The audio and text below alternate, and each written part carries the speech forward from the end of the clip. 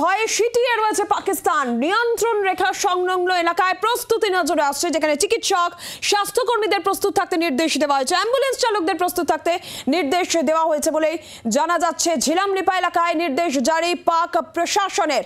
প্রত্যাঘাতের ভয়ে সিটিয়ে পাকিস্তান। স্বাস্থ্যকর্মীদের চিকিৎসকদের প্রস্তুত থাকতে নির্দেশ।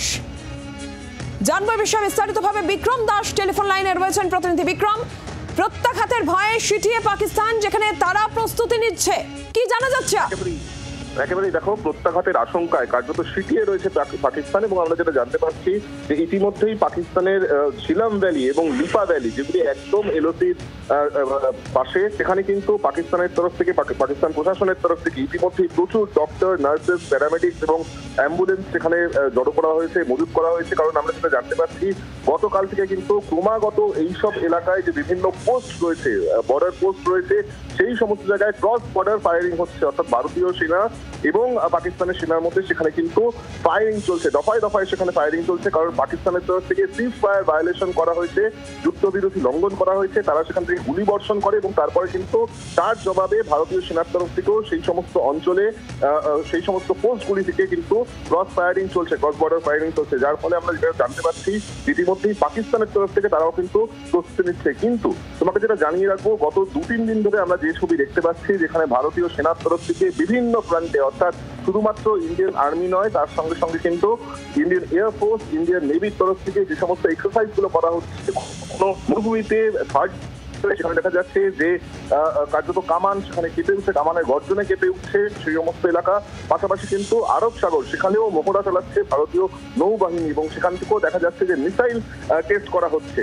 এবং একই সঙ্গে যেটা আমরা জানতে পারছি যে ভারতীয় সেনাবাহিনীর যে এলিট ফোর্স রয়েছে, অর্থাৎ প্যারা এসএফ কমান্ডোর যে ফোর্স রয়েছে, তারাও কিন্তু তাদের মতন করে এক্সারসাইজ বা মহড়া চালিয়ে যাচ্ছে।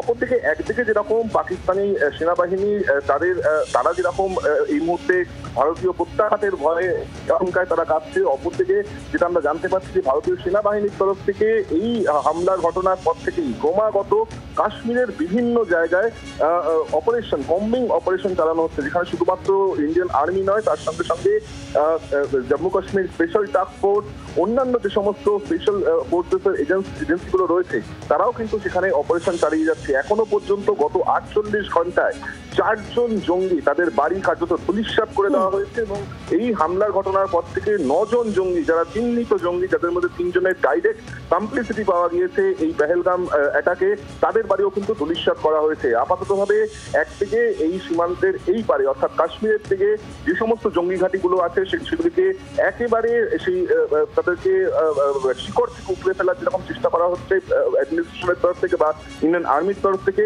অপরদিকে যেটা দেখা যাচ্ছে, যেখানে যেখানে পাকিস্তান আর্মির তরফ থেকে তারা যুদ্ধবিরতি লঙ্ঘন করছে, সেখানে কিন্তু ভারতীয় বাহিনীর তরফ থেকে, সেনাবাহিনীর তরফ থেকে পাল্টা জবাব দেওয়া হচ্ছে। যার ফলে কার্যত দেখা যাচ্ছে যে পাকিস্তান আর্মি তারা কিন্তু হিমশিম খাচ্ছে এই মুহূর্তে। এবং ইতিমধ্যেই অ্যাম্বুলেন্স থেকে শুরু করে, প্যারামেডিক্স থেকে শুরু করে যে সমস্ত ইমার্জেন্সি ইকুইপমেন্টস রয়েছে, তাদের সক্রিয় থাকতে নির্দেশ দেওয়া হয়েছে। বিক্রম, ধন্যবাদ তোমাকে।